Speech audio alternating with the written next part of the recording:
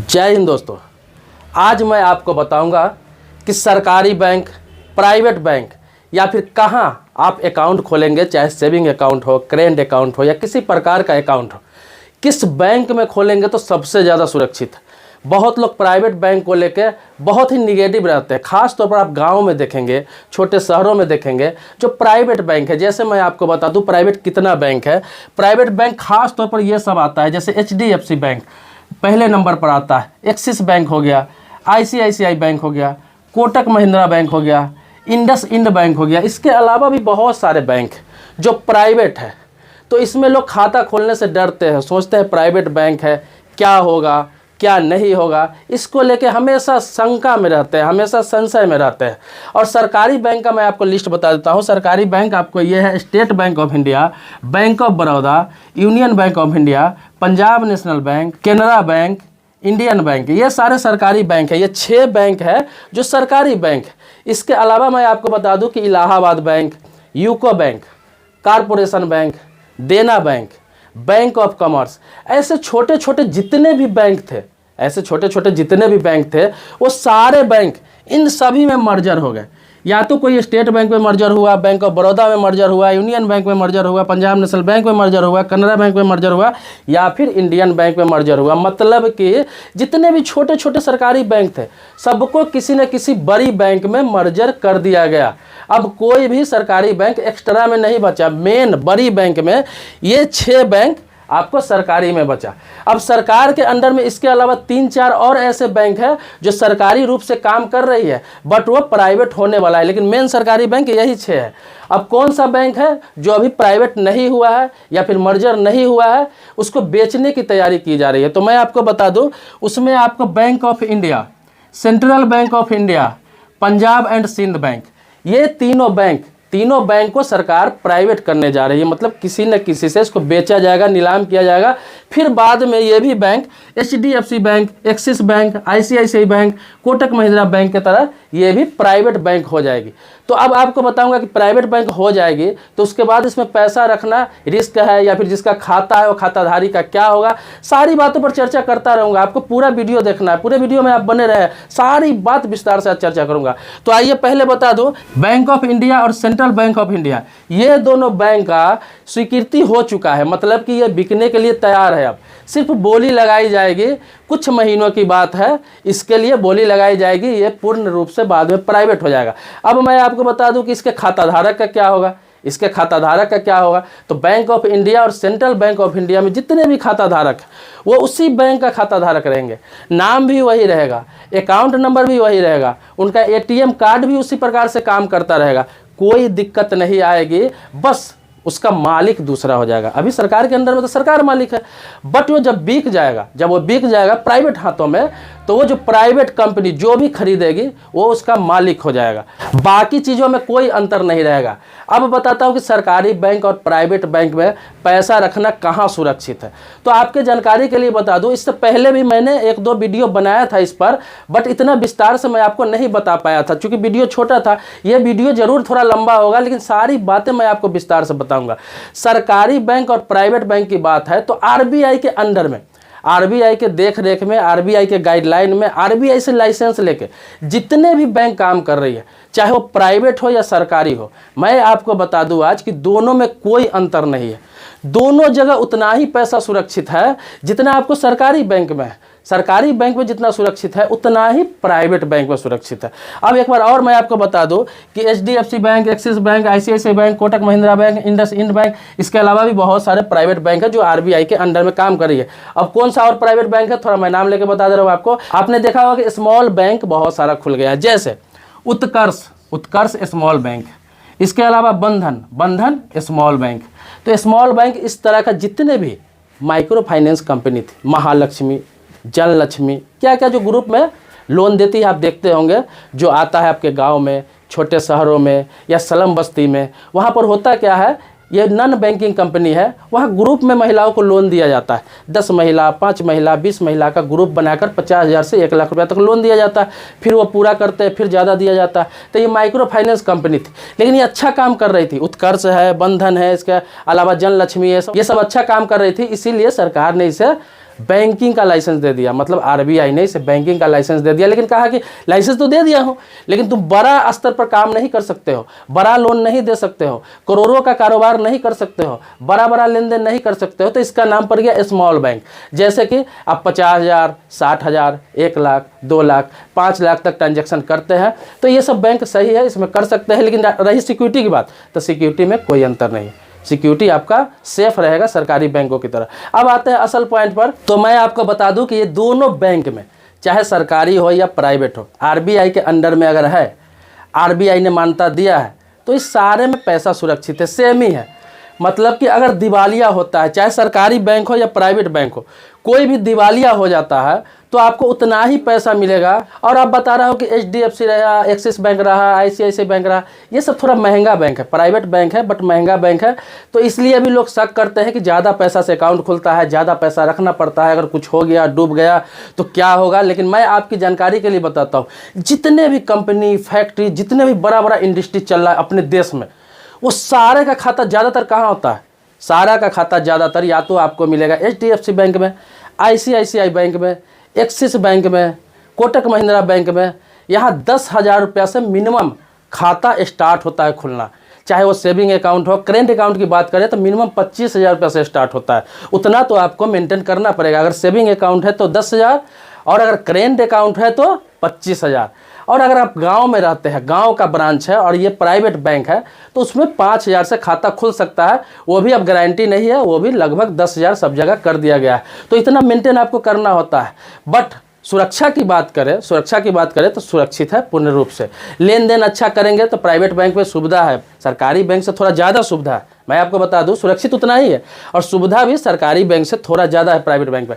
अब क्या है, आपको आसानी से क्रेडिट कार्ड वहाँ मिल जाता है, अच्छा ट्रांजैक्शन होता है आपका। साल में अगर अच्छा ट्रांजैक्शन हो जाता है, अच्छा लेन देन हो जाता है, तो वहाँ लोन आसानी से मिल जाता है आपको, आसानी से लोन अप्लाई कर सकते हैं, आसानी से वहाँ पर ओवरड्राफ्ट ले सकते हैं, बहुत सारी सुविधा होती है प्राइवेट बैंक में।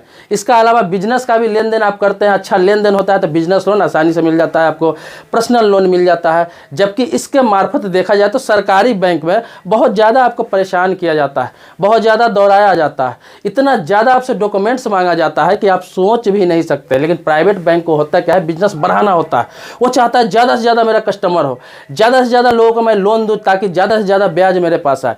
तो आसानी से लोन भी मुहैया कराते हैं, आसानी से सुविधा भी अच्छा देते हैं। वहाँ अकाउंट खुलाने जाएंगे तो आप देखेंगे, अगर वहाँ पे एम्प्लॉय नहीं है, अगर वहाँ पे एम्प्लॉय को लेट हो रहा है किसी कारण से, या एम्प्लॉय कोई काम कर रहा है, आप बोलेंगे मुझे अकाउंट खोलना है, तो आपको ये बोला जाएगा कि भैया आप अपने घर पे चले जाइए, मैं आपके घर पे आकर अकाउंट खोल दूंगा। आपसे नंबर ले लेगा, एड्रेस ले लेगा और आपके घर पर एग्जीक्यूटिव जाएगा, वहाँ जाके आपको अकाउंट खोल कर आएगा और सारा चीज़, एटीएम कार्ड हो, पासबुक हो, कुछ भी हो, जो भी उसमें सुविधा आपको मिलता है, चेकबुक तक, सब डाक से आपके घर पर आ जाता है। जबकि सरकारी बैंक में ऐसी सुविधा नहीं है। सरकारी बैंक का कोई भी एग्जीक्यूटिव आपके घर पर नहीं जाएगा अकाउंट खोलने के लिए, आपको जाना पड़ेगा बैंक। और इस चीज़ की भी गारंटी नहीं है कि आपका एक बार में ही खाता खुल जाएगा, हो सकता है आपको 2 बार दौड़ना पड़े, 3 बार दौड़ना पड़े, 4 बार दौड़ना पड़े, कोई ना कोई फॉल्ट निकाल ही देता है और आपको परेशान भी होना पड़ता है। तो आपको घबराने की ज़रूरत नहीं है, सीधा समझ लीजिए कि सरकारी बैंक है या प्राइवेट बैंक, कोई भी बैंक है, अगर दिवालिया होता है, ये नहीं कि सरकारी बैंक है तो दिवालिया नहीं होगा, नहीं डूबेगा, या फिर प्राइवेट बैंक है तो दिवालिया नहीं होगा, कोई भी दिवालिया होता है तो सभी में नियम बनाया गया। आपने देखा होगा, आपका करोड़ों रुपया है उस बैंक में, इससे कोई मतलब नहीं है सरकार को, इससे कोई मतलब नहीं है आरबीआई को। आरबीआई ने आपको 1 से 5 लाख रुपया तक का इंश्योरेंस करा रखा है आपके पैसे का, मतलब कि 1 करोड़ रुपया भी है, 5 करोड़ रुपया भी आपके अकाउंट पर है। अगर बैंक डूब जाती है, चाहे सरकारी हो चाहे प्राइवेट हो, आपको 1 लाख रुपया से 5 लाख रुपया के बीच ही रिकवरी होगा, इससे ज़्यादा की गारंटी बैंक नहीं लेता। ये बात आपके लिए जानना बहुत ज़रूरी है। बहुत लोगों का कन्फ्यूजन है, कोई 1 लाख बोलता है, कोई 2 लाख बोलता है, कोई 5 लाख बोलता है। मैं आपको बता दूं कि 1 लाख रुपया से 5 लाख रुपया के बीच ही गारंटी लेगा, चाहे आपका 1 करोड़ हो, 2 करोड़ हो अकाउंट में, 5 करोड़ हो, 10 लाख हो, इससे आरबीआई को कोई मतलब नहीं है। आरबीआई ने पहले ही कह दिया है कि इतना ही पैसा आपका सुरक्षित है, बाकी लेन देन आप कर रहे हैं, बैंक का स्थिति अच्छा है, चल रहा है, कोई दिक्कत नहीं है, तो इसीलिए घबराने की जरूरत नहीं है। मैं आपको बार बार कहता हूँ, ये मत डरिए कि प्राइवेट बैंक है, सरकारी बैंक है, सब आरबीआई के अंडर में है और सबका वही स्थिति है, सबके लिए वही टर्म कंडीशन है। कोई भी डूबेगा आपको साथ यही होने वाला है, उतना ही पैसा आपको मिलेगा। ऐसा मत समझिए कि डूब ही जाएगा, ये बताया गया है, एग्जाम्पल दिया गया है। लेकिन ज़्यादातर कोशिश क्या किया जाता है कि कोई भी बैंक डूब जाती है, चाहे वो प्राइवेट हो चाहे सरकारी हो, आपने देखा हो। तो सरकार कोशिश करती है कि पब्लिक का पैसा डूबे नहीं, पब्लिक का पैसा डूबे नहीं। क्या करती है सरकार, उस बैंक को किसी और बैंक में मर्जर कर देती है, किसी न किसी बैंक में। मान लिया जब भविष्य की बात बोल रहा हूँ कि इंडियन बैंक है, इसका स्थिति खराब हो जाए, डूबने लगे, इसका पूंजी खत्म हो जाए,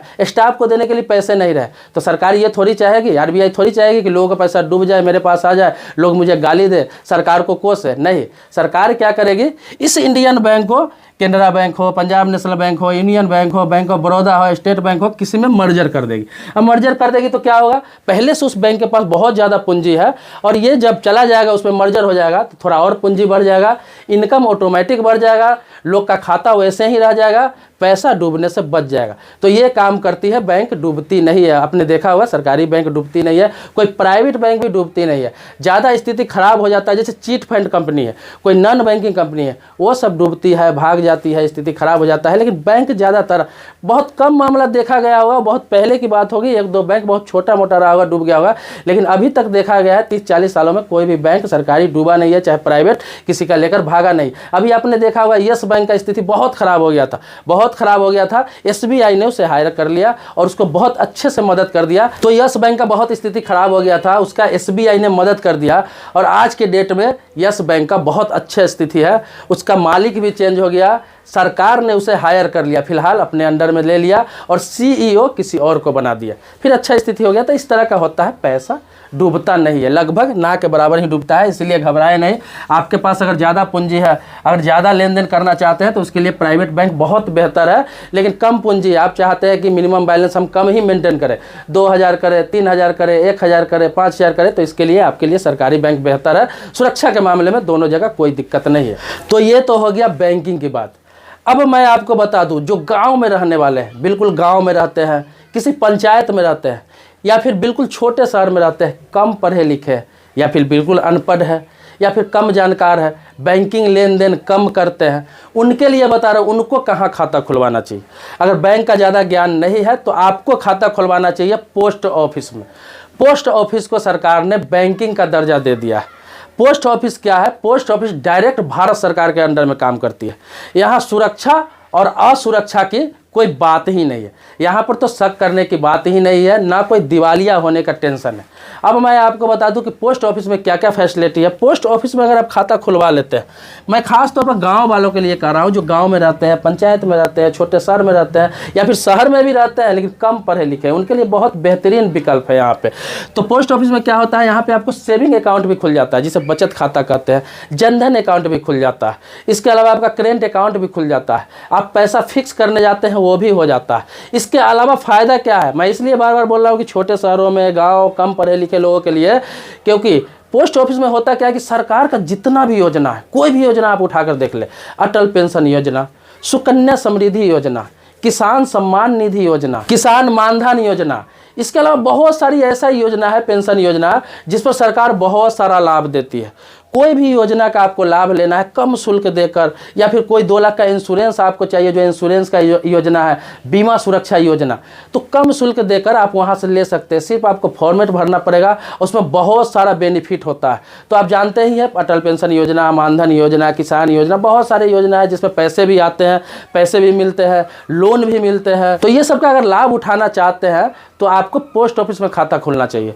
उसमें क्या है कि आसानी से हर सरकारी योजना का लाभ भी आ जाता है, सारी सुविधा भी मिल जाता है। कोई भी योजना भारत सरकार की तरफ से लॉन्च होता है तो पहले पोस्ट ऑफिस में लॉन्च होता है, वहां जाइए, सीधा फॉर्म भरिए और आपके अकाउंट से वो जुड़ जाता है और आपके अकाउंट पर लाभ मिलने लगता है।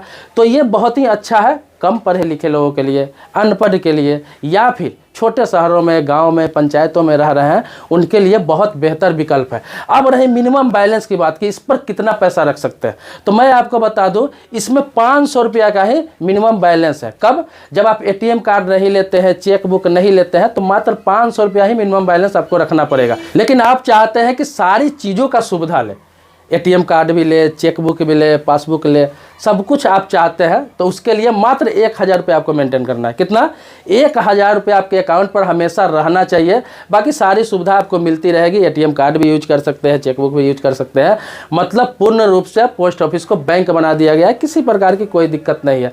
तो आप गाँव में रहते हैं, छोटे शहर में रहते हैं, पंचायत में रहते हैं, तो जरूर इसका लाभ उठाएं, क्योंकि इससे बेहतर विकल्प कोई भी नहीं है, कहीं भी नहीं है। और इस खाता को आप पूछेंगे कहाँ कहाँ यूज कर सकते हैं, तो बैंक के खाता का जिस तरह हर जगह यूज कर सकते हैं, हर जगह ऑल ओवर इंडिया में जहां भी यूज करते हैं, उसी प्रकार से पोस्ट ऑफिस के खाता को भी ऑल ओवर इंडिया में कहीं भी आप इस्तेमाल कर सकते हैं। किसी प्रकार का कोई समस्या नहीं होगा। इसलिए नहीं होगा कि यहां भी आपको IFSC कोड होता है, यहां भी MICR कोड होता है। इस तरह के सारे कोडेड यहां पे दे दिए गए हैं। कहीं से पैसा, विदेश से भी पैसा मंगा सकते हैं, कोई दिक्कत नहीं आएगी। तो आज मैंने आपको बताया कि सरकारी बैंक, प्राइवेट बैंक में क्या अंतर है, पैसा कितना सुरक्षित है। इसके अलावा मैंने आपको यह भी बता दिया कि पोस्ट ऑफिस में पैसा कितना सुरक्षित है। लेकिन 3 बैंक जो मैंने आपको बताया था, जो अभी भी सरकार के अंडर में है, लेकिन सरकारी नहीं है अभी पूर्ण रूप से, और ना ही उसे प्राइवेट किया गया है, मतलब बीच में वो फंसा हुआ है।